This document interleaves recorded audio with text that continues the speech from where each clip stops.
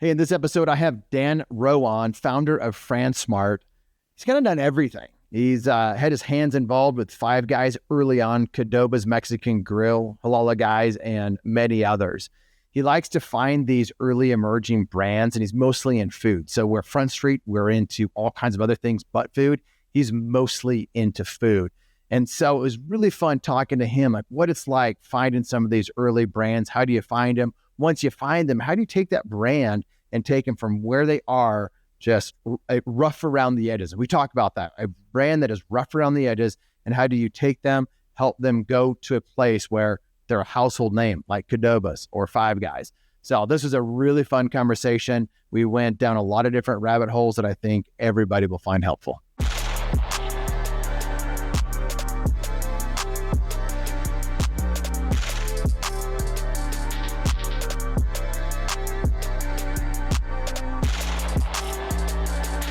Representing Franchise Secrets, Erik Von Horn.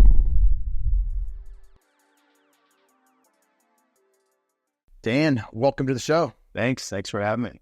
I was talking to Brad Fishman a while back, and he's like, Erik, if you don't know Dan Rowe, you should get to know Dan Rowe. And I'm like, no better way to get to know somebody than having them on the podcast. So this is how friendships are built. This is how people get to know each other is podcasting. And you just started one, right? I did. I just started one. By the way, I golfed with Brad Fishman yesterday. He had me over at his club, and it was a nice 5 hours together. I always learn something every time I'm around Brad. But yeah, we started a podcast. We started one called Smart Franchising with Fransmart. So it's just basically interviewing the most successful franchisees and franchisors I can find and getting them to share secrets about what separates them from everybody else. So it's, excited. It's nice to have people out there with podcasts that are just trying to get good information out there in the franchising world without a pitch, without, something to offer. And when we first started podcasting, I did that with a partner 5 years ago, I think. And we're just like, hey, we get to have all these cool conversations with different people. We just need to hit record. And then it's just turned into something, that I never thought it would be. But, I'm glad you're starting one. I'll have to listen to it. But let's get back into you. And you have a company called Fransmart. You've had it for a good number of years. Why don't you give the audience just a little bit about Fransmart in a minute or so? And then let's get into the details of what you do there and how we can today help some franchisees, franchisors, and some people that are thinking about starting a franchise. Good. Yeah, my background, I'm one of those stories. I barely got out of high school, never went to college, but I always wanted to be really successful. So I just got around people at a young age that were very, very, very successful, and I just learned from them. And so right out of high school, I went to work for this guy that was building mainframe computer software. I knew nothing about software. I was just lucky to be there. And for about 4 or 5 years, I watched him grow company after company after company, almost like a kid going to work with his dad gets to see stuff that they don't really deserve to see. And I learned a lot. When I was 23 years old, I bought a franchise. I basically had made enough money. I bought a bagel. 6 stores in Washington, D.C. That's where I spent a lot of my time in technology. I'm from Southern California, but I was in D.C. I fell in love with this bagel shop, Bagel Bakery. It's just a 1-unit bagel. It was a 6-unit bagel shop. And I wanted to open it back in California. And I found a buddy of mine that we're going to go in 50-50. He and his wife wanted to move to Colorado. So we actually opened our first bagel shop in Denver, Colorado. My way of starting a company at 23. And we were so successful with our store in Colorado that the company had asked us to help them franchise the brand. And I grew that brand from 6 units to about 200 in less than 4 years. The company sold for a bunch of money. And in Colorado, our store was across the street from what the original Chipotle, back when Chipotle only had 1 location. And we tried to talk him into franchising, but he wasn't interested. Somebody copied him with a brand called Qdoba Mexican. And we got involved with Qdoba when it had 1. Grew it to about 100, sold 300 or 400 more, sold that company to Jack in the Box for a lot of money. So here I am, still in my 20s, 2 big success stories. And that really started my career. I said, and it two things. One, I knew I wanted to be in this business. I knew the operational side and the grind of how to scale the chain successfully. But what I liked is I liked emerging brands. And so Fransmart was started in 2000 after I had grown two concepts. They said, okay, I did that successfully one at a time. Now I want to grow a portfolio brand at the same time. My niche has always been early stage, emerging early stage. I just don't care how early it is or how rough the edges are. I know how to fix that. And so like an example, we were the first ones at Five Guys. We knocked on their door. They had 4 locations. I became a partner in the first franchise location that ever opened. And then our company sold the first 400 or 500 locations, got it up to about 100, and I got bought out. And so I grew another company called Halal Guys, Middle Eastern brand. And we kept opening up all these franchises in the Middle East. American brands are in the Middle East, but I really loved local Middle Eastern street food. And I said, somebody's going to figure out how to make Middle Eastern street food safe and approachable and build like the Chipotle of Middle Eastern. And so we did it with a company called Halal Guys. Halal Guys, they were street carts in New York City. So just carts, not even a food truck. But it's about $150 million chain now. We found them when they were street carts. We helped them build the first 2 brick and mortar stores in New York. And then we did the franchising, but it's the largest halal Middle Eastern chain in the world that we did. So we became really good at doing that over and over and over. And then a couple of years ago, right in the beginning of COVID, a franchise lawyer called and asked if I would help a non-food brand. And I always saw myself as a guy growing food brands. And it was called Paymore Electronics. And when I saw it, looked like a pawn shop online. I said, I'm probably not interested. But he said, look at their item 19. And so I saw it. I flew up the next day to New York to go look at it, fell in love with the concept. And that concept now is the fastest growing brand that we've ever had. Hundreds of those in development, but it's an electronics franchise. It's sort of new and used, buy, sell, trade, new and used electronics. And that brand all of a sudden said, you know what, maybe we can do this not just in food, but in non-food. And about a year later, I got approached by a real estate broker who represented a skincare franchise. She said, would you ever consider, I see you're doing non-food, would you ever consider doing a skincare franchise? And I'm like, I don't know. I've never had a facial. I don't know anything about it, but let me look at the numbers. And same thing, like the numbers were better than anything I'd ever worked in. And so I took them on, and now that's a national chain, so called Glow 30. So our business is basically, I know it's more than a minute, but our business is basically growing these little emerging brands. Like Paymore had one when I got there. Now, I don't know, 50 open and a few hundred in development in only 2 years. Glow, our first year, we sold 16 or 18 multi-unit deals, almost all of them to franchisees of other brands. But like those 2 brands are now growing faster than anything I've ever worked on, including Five Guys.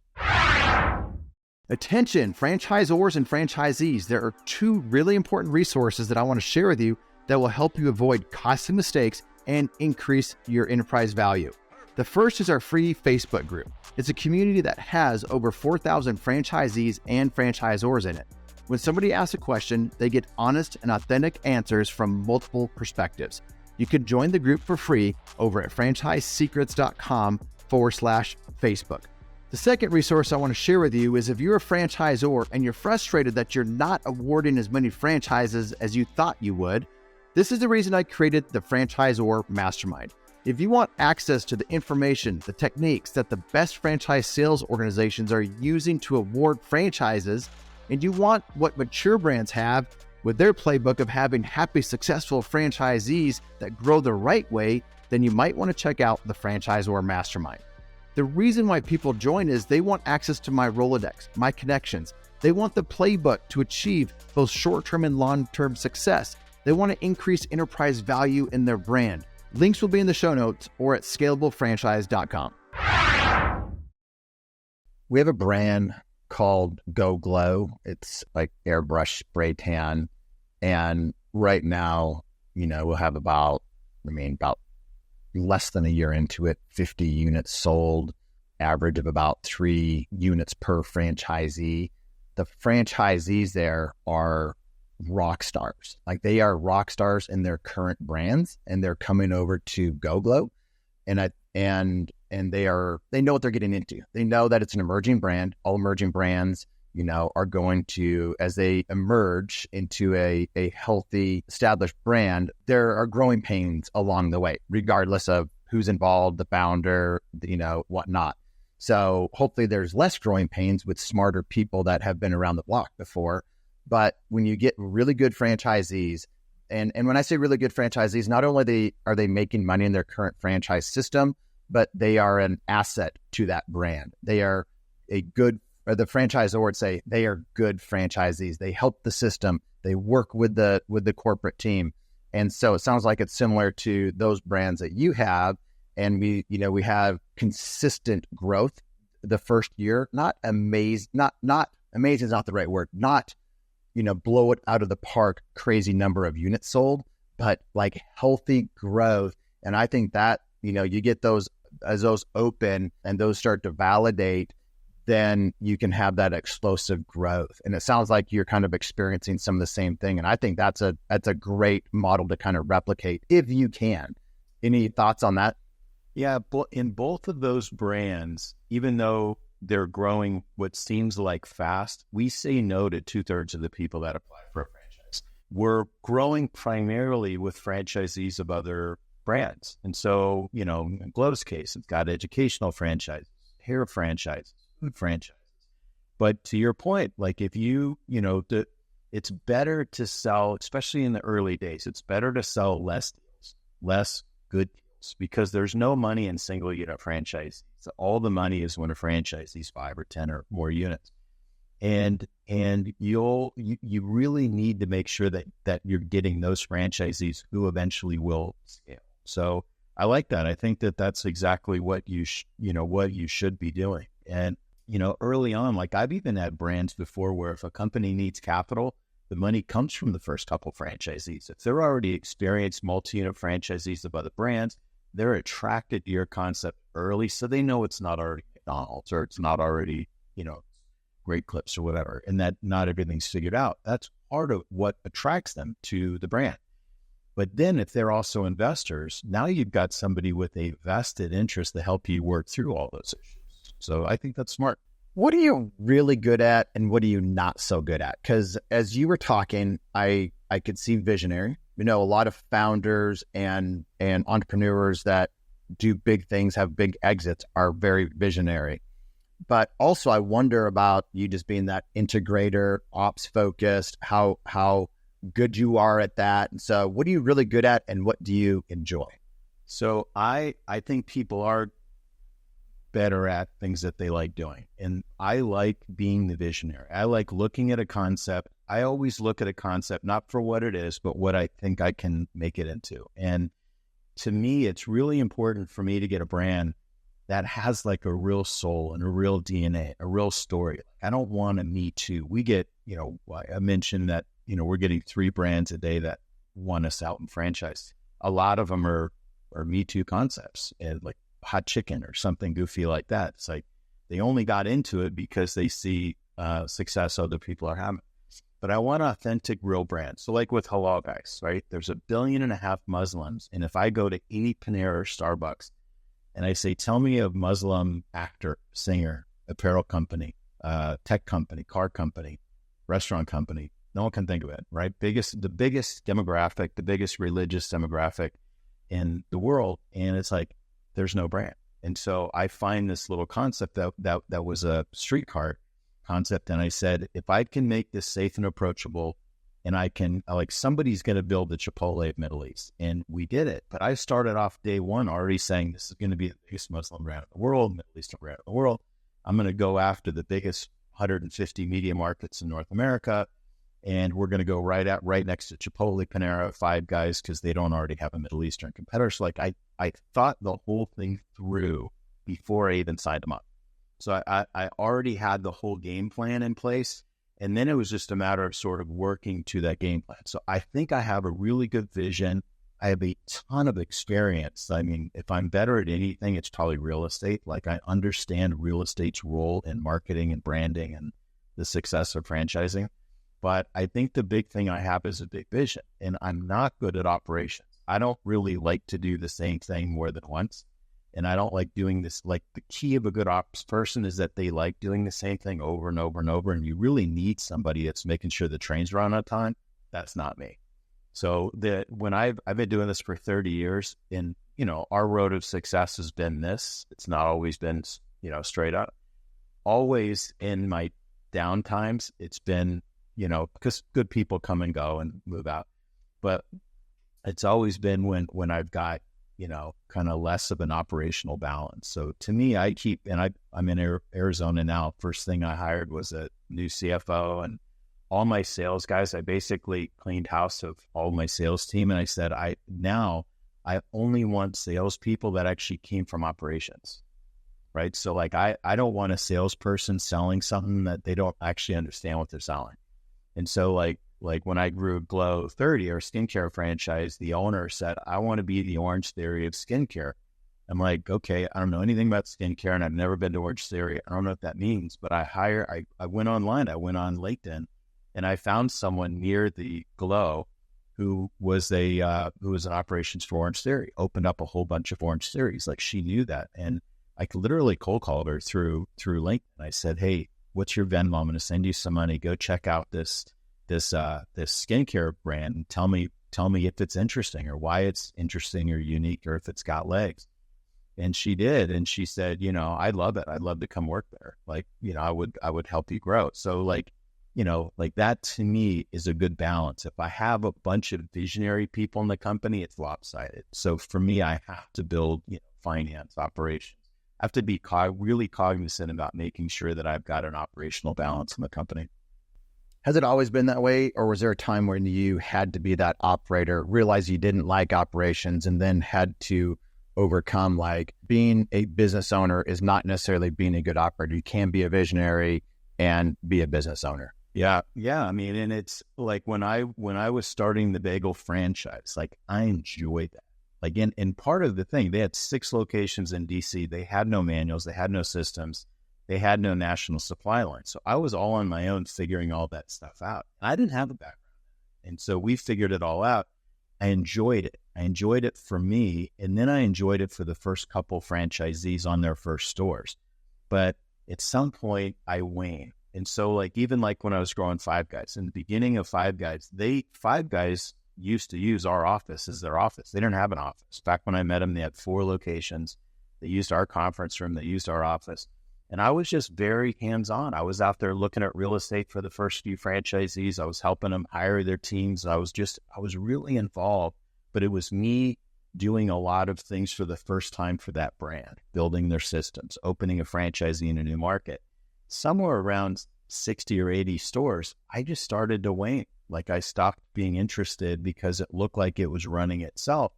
I went back to go find another Five Guys kind of a brand. Like, I went to go look for another brand. And it was really stupid in hindsight, because I should have just doubled down, because that thing's been such a monster, but it's just not how I'm wired. So like, there's been a lot of examples where, like, I like growing things. I like being very hands-on growing to make sure it goes well. But then as soon as it starts to, like, Halal Guys is another one. I was out there building teams, building their training, building their systems, looking at all the first several franchisees locations, somewhere around 30 or 40 units. They started bringing that stuff in-house. It's like, great, I went to go focus on something else. And that's kind of how I'm wired. But what I should have really stayed there, because operations is everything. If you're here's the key to franchise. The only reason anyone ever buys a franchise is to get rich, right? Or to get wealthy. They're trying to get someplace to someplace else in their life. And it's like, it doesn't happen on its own. And so you got to have franchisors that are successful. You got to have franchisees that are successful. It doesn't happen on its own. So like, for me, like, I have to make sure, like, and I'm also aware at some point, like, that shiny toy in my toy box will start to fade, and I'll get attracted to something else. I'm the same way. And people make fun of me. They're like, oh, Erik, you're doing this for 2 years, and then you're doing that, and then you went on to something else. But I would get bored. And I don't know what you call it, but I didn't care about leaving a good paycheck, leaving money on the table. But I was bored. and I wanted to do something new. And that something new was usually ended up being bigger and better than the thing that I left behind. I have a question for you, kind of along the same lines of that visionary operator, integrator type question.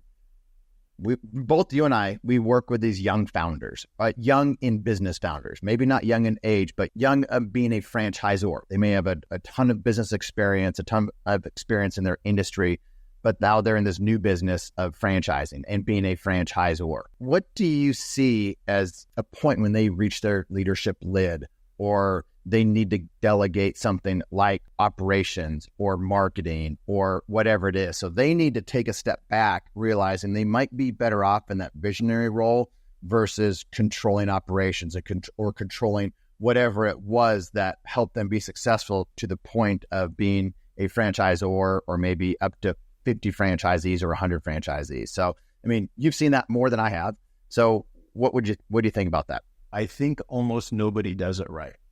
I think almost nobody does it at the right time, because a lot of times somebody becomes a founder and they create something. I mean, there's something odd about entrepreneurs. I'm an entrepreneur, so I'm speaking from experience, but there's something odd about entrepreneurs who leave the safety and security of something and create something new, especially someone who's done something that hasn't been done before.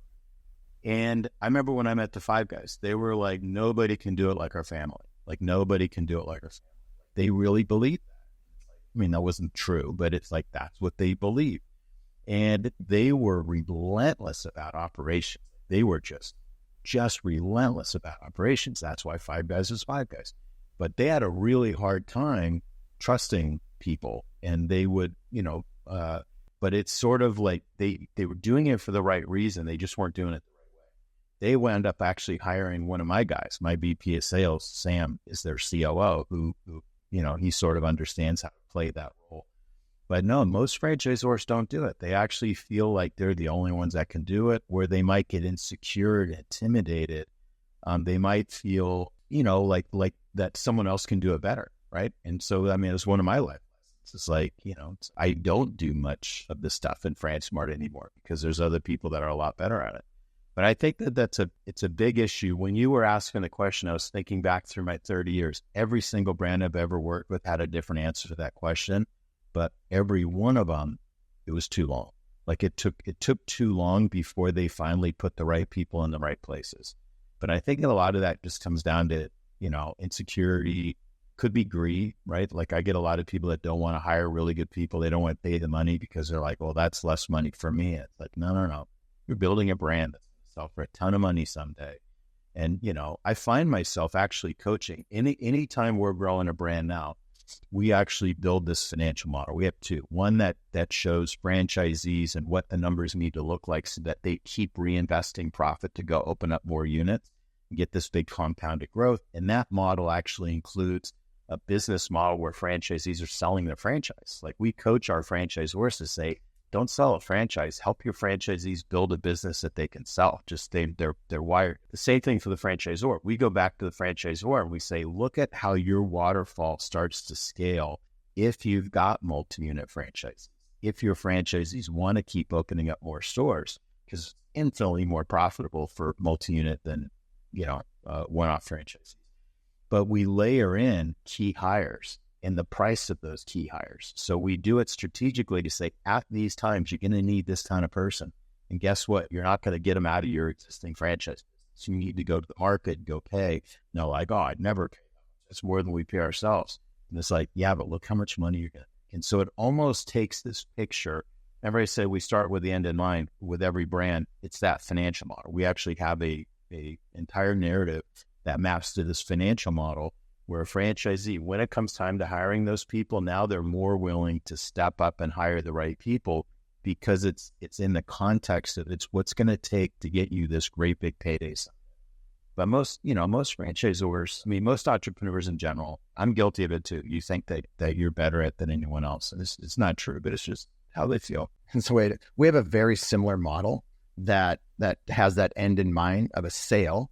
Our founders can choose to sell or not. We don't have controlling interest to be able to tell them that, but we layer in those key hires. And I and I think we probably are going to need to refer back to that more often through the process, because it's easy for them to think like, oh no, not making as much money as I want to make, or this higher, I can't believe I'm going to be paying this person this much. And we can refer back to that model. Like, no, when you have X amount of franchisees, this is the type of, C-level executive that you need. This is why you need them. And this was the pay rate. And guess what? It's built into the budget, into the model that we talked about when we first started working together. And I think that's where it sounds like we have a very similar type expectation setting on the front end that will help that relationship with that founder as they grow and see success. You mentioned some of these founders or some of these brands are rough around the edges, these emerging brands. And I think I'm guessing your answer is like, there hasn't been one that has not been rough around the edges, and you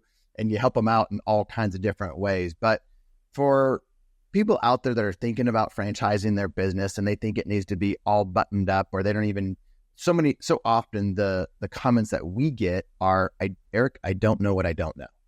And, and I don't know how buttoned up this is or how rough around the edges it really is. And so we start to help them understand really what they have. And sometimes they don't have anything, Dan. It's like, you need to go back and spend another couple of years and getting those financials figured out, or, whatever that homework might be for them. We give them honest advice. Sometimes it's like, you got something really special here, and it is, blue ocean, and your unit economics are way better than you even realize in franchising. And there's going to be a lot of demand for this particular, concept in the space, but it's rough around the edges a little bit. So talk about being rough around the edges. What do you see when you see a concept that's rough around the edges, and how do you help mold that and shape that into a brand that is, a national to a global brand that is no longer rough around the edges? Yeah. So I'll give you a couple examples. So when I was at Five Guys, the first Five Guys closed, little known secret, first Five Guys closed. So the good news out there, if you've ever had a concept and it didn't work at first, Five Guys original store didn't work. They had 4 locations. They didn't even have POS systems. They didn't really understand analytics like a chain would understand, but they had a line out the door. They won best burger. They won best this, best that. Halal guys were street carts. They had street carts where people were lined up down the block to eat there. It's like, I had nothing to do with that.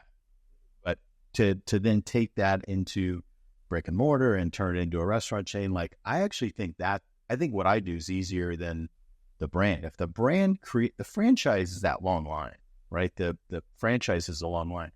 When I got to Paymore, their first store on Long Island looked like a pawn shop. Still does. It's sort of like a 2-sided store. One looks like what the prototype is, and then the next to it was something that literally looks like a pawn shop. And he said, no, I want it to look more like a Verizon Wireless or You Break, I Fix. Like, okay, so now they all look like that. So we can help do that. But when I met the guys at Paymore, their numbers were ridiculous. Ridiculous. Makes you never want to open up a food franchise. And I had nothing to do with that. So just basically then helping them go. And then, the location wasn't great. So teaching them, teaching a brand about real estate or systems, franchising is a business of systems. So that's the easy part that we have. We have this thing that we call links in the chain, every link, like a chain that goes around your neck, every link it takes to open, every link it takes to operate, you got to document that step, right? So it's step by step, and then you can reuse that over and over and over with new brands. But also on those links is all the places where you buy stuff and what it's supposed to cost, and who, if you're opening up a pizza place and you need a pizza oven, well, they don't deliver them the same day you order, right? So you have to know what's the item, what's the lead time, what's the cost, all that stuff we have into this system is this sort of links in the chain. Those are tools that people like you or me have. Those are tools you can hire a marketing person to make marketing better. You can do whatever.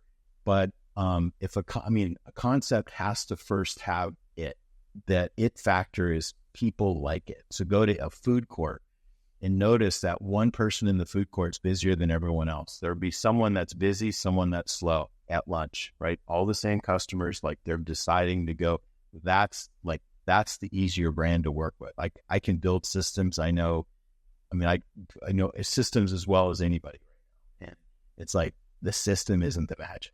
The magic is whether people like it Pay More or at Glow. It's the Glow's her numbers, like Glow is a skincare. She's in the membership skincare business. In a secret that a lot of membership brands use is membership pre-sales, right? So like before you even open, you're doing membership pre-sales, basically getting your money before the first customers even served. I mean, and she wasn't doing that at Glow, yet her numbers were ridiculous. Like her average startup cost is around $200,000 or $300,000. Her worst item 19 after royalties and marketing, that's 250, I think, and the best net's 800 grand. So it's like the fact that she already had something that was so successful with customers, that's the franchise. Like the fact that now we're blowing it up and we're systems, like I go out and look at real estate, like it's important. It's just not as important as that. But there's a system. I mean, one of the easiest things to do is to create I believe success leaves clues. And so no matter what business you're in, you can find people that have already been successful. And most of these people are willing to share their secrets. So, like I'm in a group called Young Presidents, and I'm in a restaurant forum of people that are in the restaurant industry, wildly successful. Like I'm the worst one in that group. I don't even know how they have me, but I'm the worst. They're wildly successful. But people that'll teach you stuff. They'll basically teach you how to learn stuff that you don't know. But back to the brand. Now where I've gone wrong though over the years is I've taken on brands that didn't have good fundamentals, right? There's been years that my ego said, oh, anything I touch will turn to gold. And I wind up taking on a brand that doesn't have a line out the door, that doesn't have, really good numbers. I'm like, oh, I'll fix this as I grow it, right? And it's like, that's stupid. So, franchisees really, if I were buying a franchise, like I would just squarely look at the numbers and the existing franchisees. Like just go talk to these, if they're happy and they want to open up more stores, it almost doesn't matter what the brand doesn't have. Like some of those things that they don't have, they'll get it over time, but you can't fix that. You mentioned two things in passing that I think probably are telling about how you think about business and probably, lead to a level of your success. One is like, hey, you're in the food court, just look at the lines, and there's so many different things that you can do. There's just old school grassroots, like, versus all the analytics. And the other thing that you mentioned is probably even better than that. You mentioned you found somebody on LinkedIn or Orange Theory person. You knew that they were probably a hustler. You knew that they had a good background. They had an eye for what you wanted. You offered to pay them to do some basically market research for you. And I love that. Give us an insight into like, why did you do that? Was it the first time that you've done something like that? Basically, why pay someone that you don't even know that is an expert and like cold outreach to them to learn something? Why do that? So, well, there's a couple of things in there. So why cold outreach? The secret of Fransmart's success is cold calling. I give ourselves a C- for digital marketing. I give ourselves sort of a B for PR. The main reason that we're so successful is we go after exactly who we want. We don't just throw it out there and see who's ringing the phone, right? And so when she said, I want to be the Orange Theory of skincare, I went to Orange Theory. Like she's based in the DC Metro. I literally went to LinkedIn, Washington, DC, Orange Theory operations, something like, I forgot what I did. A whole bunch of people popped up and I just looked at her and I'm like, I sent her a note and I just said, here's my background. I did all these brands. I'm starting to do non-food. This brand's in the city.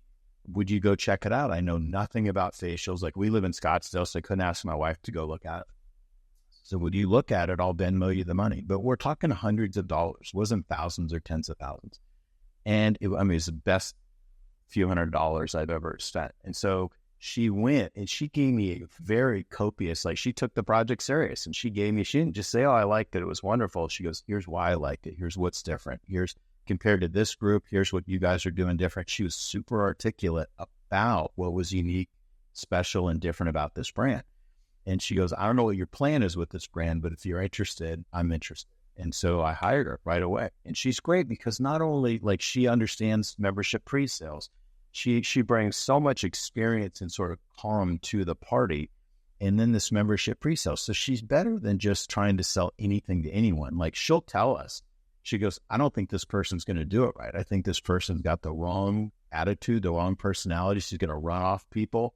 And, I don't think that they're going to do it right, or they want to cut corners. And she'll weed people out of the funnel too, right? It's not just sell whoever to whatever. She brings in the right people. And then once they're in the system, she can go out and look at real estate. She can help them with membership pre-sales. She can help people build the team. So like we have franchisees that are in education or healthcare or haircutting. Like we have these state franchisees. They know how to build haircutting places. They don't know how to build spa places. They don't know how to build membership-based places. So she'll say, here's what your org chart should look like. Here's where to find the person. I'll even help you with the interviews, blah, blah, blah, blah, blah, blah, blah. She's way more like, contrast that with most of the salespeople that you run into at franchise shows. Those sales guys are just trying to get a deal done. They're not useful beyond that. So, I like that. But that's basically what I did with her. Another case is I went to restaurants. Restaurants are hard. And I said, I actually went to a headhunter who headhunts restaurant general managers and directors of operations. I said, what if, because franchise salespeople, really good ones, cost a lot of money, and most of them are terrible. And so this restaurant ops guy, director of ops, these people make far less than franchise salespeople, but they actually know what they're doing. So I went to a headhunter and said, I'm just going to try this. And I said, what if you went to someone, I want someone who's opened up at least 5 restaurants, opened as the lead opener, because opening a restaurant is hard. Nothing works right. And you're herding cats. Half the people that you hire quit within 60 days, 90 days. It's hard. So I want someone who knows how to do all that stuff and who knows, building teams, has promoted at least 5 or 6 managers, blah, blah, blah. She gives me this guy, Nate. And Nate, great personality, not sales guy at all, but he knows exactly what he's selling. He also is really good at saying this person won't be successful owning the restaurant. They don't understand, like I'm trying to talk to them about the organization and the marketing and how you have to overstaff for the first stores. And they're all trying to push back and cut corners. They're not going to work. And so Nate, I think his second year with me was last year. He made 3.25 or something like that. Like he made, more than most franchise sales people are. And it's only his second year. We give our sales reps carry, so they get a piece of not only the salary and bonus, but they also get a piece of the carry. And then if there's a liquidity event, they participate in that. And so, which is an aligned compensation thing that I changed a couple of years ago about our business. But with these really good people, if you get really good salespeople that and ironically, they don't have to have a successful sales track record. If they have the right, like I can teach them how to sell something, but like they know what they're doing, they're more useful. But now, like in the brands that these guys are selling, they're selling huge deals. And in both, the brands I'm thinking of, both of those 2 people I just mentioned, almost all of their franchisees, well, everyone was multi-unit. We don't sell single units. Everyone was multi-unit. Almost every one of each of their franchisees actually secured more territory, right? So they didn't just sell a deal, multi-unit deal. Those franchisees aren't just in and happy and successful. They're actually buying more geography. So if you do that right, like if you hire, and then conversely, like I've had salespeople in the past that, you see them, you go to these franchise shows every year, they're in a different booth, right? And so like these sales guys that'll sell anything to anybody, they're not useful beyond just processing leads. Their first question. And they ask for big salaries too, right? Big salaries, low percentage of compensation. Yeah, they all want a big salary. And their first question out of their mouth is, where are my leads? Where are my leads coming from? They want fish to jump in the boat. And they're not thinking about who's the best franchisee. And, and so we just don't. Like it was, in the 30 years I've been doing my business, I feel like I've reinvented myself a couple of times. The last iteration is when I moved to Scottsdale, moved the headquarters to Scottsdale. We kind of rebuilt the sales team, and I'm only growing with operations people who are already on ops or real estate. And we're aligning the compensation. I said, everywhere I get paid, you're getting paid. And so I get a piece of the fee, I get a little bit of the ongoing stuff, but really we are investing in the brands and we get a piece of the exit. And I said, you help me grow, you're going to get your pro rata share. Nobody I know in franchising offers sales reps the ability to get a piece of the exit. And in our case, we have dozen brands. So you could sell any brand you want to sell, whatever one you're passionate about. Just be passionate, make your franchisee successful. If and when and where there's a liquidity event, you're going to get your pro rata share. Well, now you know another group that's doing the same thing, because we saw the same gap in the marketplace where the sales reps, franchise development reps, they just got, they made a lot of money, but they didn't participate.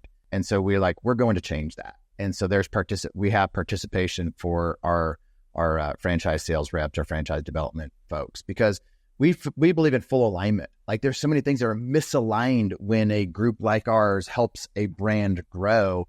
We just looked at all the areas where there's misalignment, and, I'm sure there'll be further iterations of it, but we want that process to be aligned, where we participate with that brand, and then our team participates with that brand as they go through a successful exit as well. So there's enough to go around when they hit, right? When Five Guys, Qdoba, Halal Guys, when these things hit, there's enough to go around, and I don't need more money. And it's like, I want to do great projects, but it's like, there's enough to go around, but you think about, if you've got everybody aligned where they actually feel like an owner and they're proud, they don't punch the clock. They're really trying to think about, what can I do? And I find, like, Nate or Abigail, like, they're constantly all day long dishing up prospects, and I'll go look at the source of the lead. It'll say LinkedIn. It'll say database. It won't be from some ad or some, something that we did. They're going and hustling. They're like, okay, I got this brand. I want to sell Austin. Who's the best franchisee in Austin? Who would be ideal? Well, I mean, we like selling to franchisees. They've already decided to be self-employed, following somebody else's system. And after they open and realize it's not an ATM, they built more. And then, especially if this guy's a multi-unit, multi-brand franchise, that guy's really trying to get somewhere using franchises. And so, that's where our salespeople are like, they already know it. You call someone that's got 5 of this and 10 of this and 9 of this, you already know he's looking to get from somewhere to somewhere else. He's past the point where he's working for money. He's trying to build something else. You just have to ask the question. Like, we sold for the skincare franchise, we sold all of Arizona to a group that I think has around 100 franchises. They have Jimmy John's and Papa John's and other things. And it's like, they're long past the point where they're doing this for rent, right? And so it's more like, why are you looking to do? Like, you've already got 100. What are you trying to get to? And they're like, we want to grow 15, 20% a year. So that's $15 or $20 million a year. And then your question is like, well, if I could show you something better. And so, like, we approached this guy with the skincare thing, and he goes, I was wondering, he followed me on LinkedIn. He goes, I was wondering what you're doing at skincare. And I'm like, let me just send you the item 19. I'm just going to send you the FDD bookmarked item 19. Look at it. And he's like, yeah, I don't have anything that makes it like, and it makes more profit than anything else he's working on, with half the investment and a quarter of the labor. And so, he winds up buying the whole state of Arizona. And it's like, you think about it, that's a trophy deal. You got a highly, highly successful multi-unit, multi-brand franchisee that eventually he's going to build a $25 million company. Think about the fees that come back to the franchisor. And it's like, that's what you want to do. Well, that happened because he's an operator. He's like, who would love this? And he knows exactly what about Glow is better than what's in the food business. So when he reached out to a food guy, he knew exactly the source to poke, like the source that franchisees have to poke, and landed at a monster. So you're like, you get 5 or 6 franchisees like that company's going to grow to hundreds of units, and it's going to have a very, very, very big liquidity event. So it's like, that's all the reason that you need to hire the right people to do your marketing and sales, your franchise marketing and sales. Like I said, with marketing, like we don't do a lot of digital marketing and that kind of stuff. The thing that we do better than anyone else is we have a database, every franchisee of every food brand in our database. Like, we know exactly how to reach out to these people.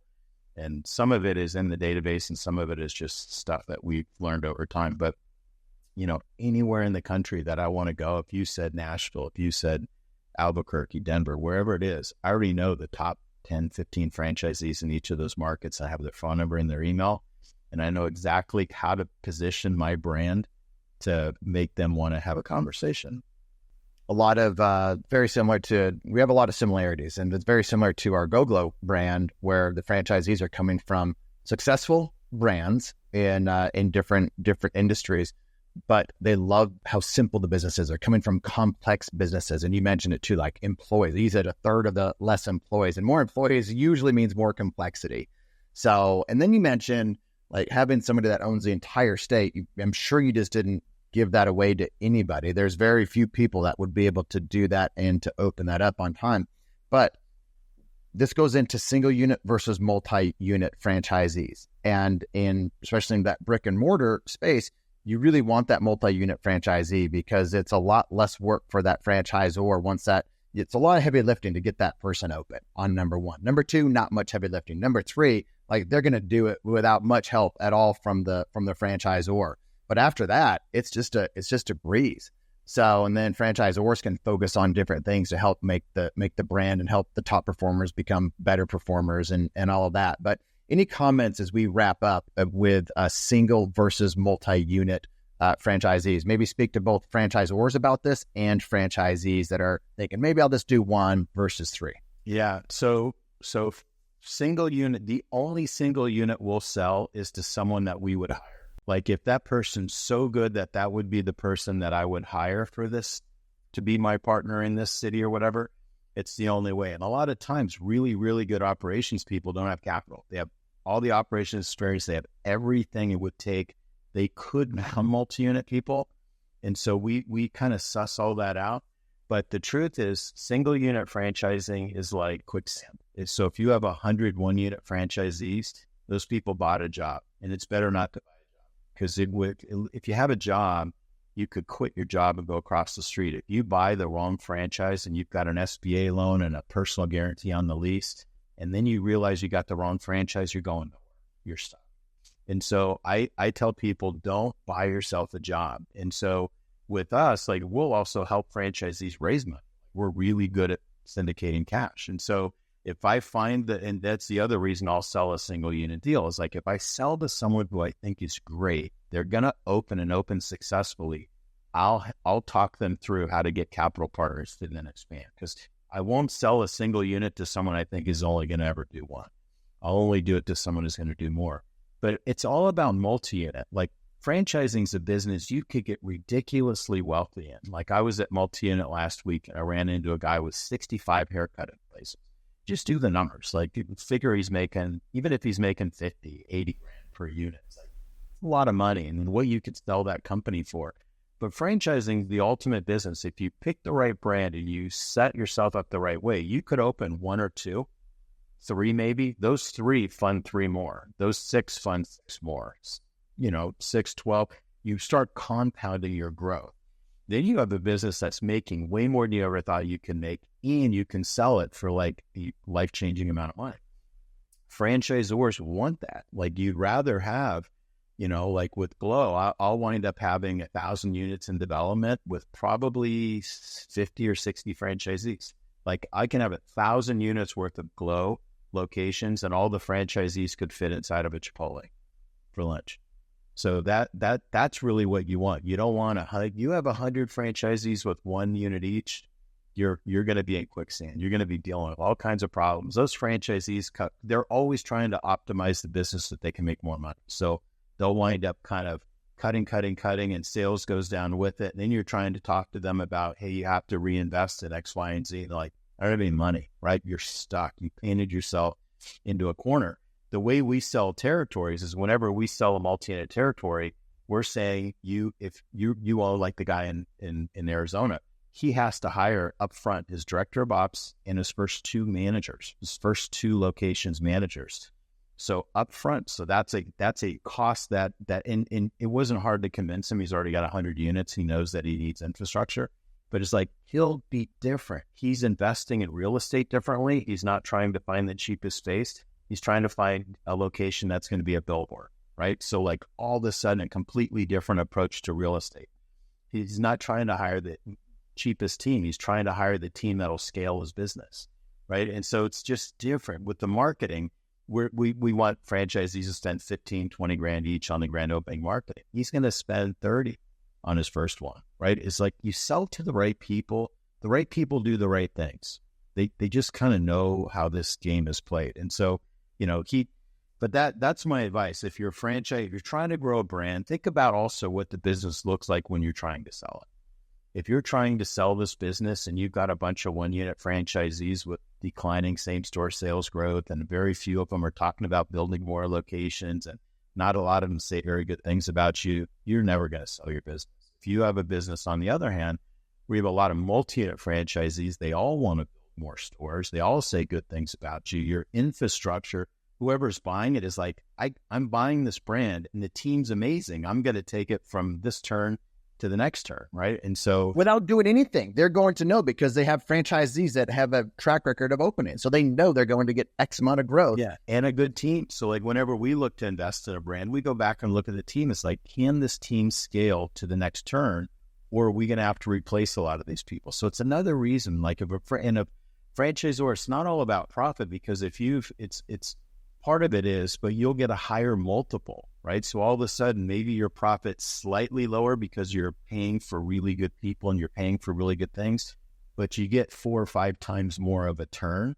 So in the long run, you're going to make more money because, you're going to have a feeding frenzy. So one of the tricks that we have with all of our brands is not only the financial models, we sit down with that financial model every quarter with like North Point or Boxwood, like these bankers who basically are going to be the guys that are going to sell your business for you down the road. So we invest time and energy to get these bankers to the table with us and our model, constantly like helping the franchisors keep doing the right thing along the roadmap and reinforcing them. It's like, yeah, no, you want to do this because if a buyer is going to buy it, this is the things that they're going to look at. Every once in a while, an entrepreneur, that helps. Right? Because the entrepreneurs at some point, they're still wired how they're wired.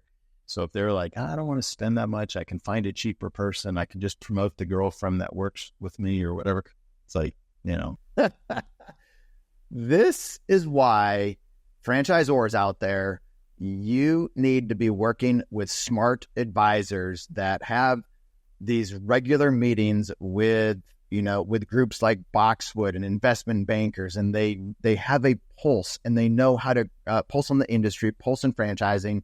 They know what these the buyers are looking for, and they help the brand from day one grow in a way that buyers are attracted to 4, 5, 6 years later. Dan, this has been a fun conversation. I appreciate you coming on, and I have other topics that I wanted to get into. We didn't have time. But thanks again. Any last bits of wisdom, any last thing that you want to say to the audience before I let you go? No. I mean, I think we covered a lot of good stuff. If there's anything else I can help you with, let me know. I look forward to staying in touch. Glad we're connected. Thanks to Brad. 100%. Thanks to Brad. Yeah. Love you, Brad. Thanks for listening to the Franchise Secrets podcast. Links to everything can be found over at franchisesecrets.com. And if you want my help with anything from starting your own franchise to growing your current franchise business, please visit scalablefranchise.com.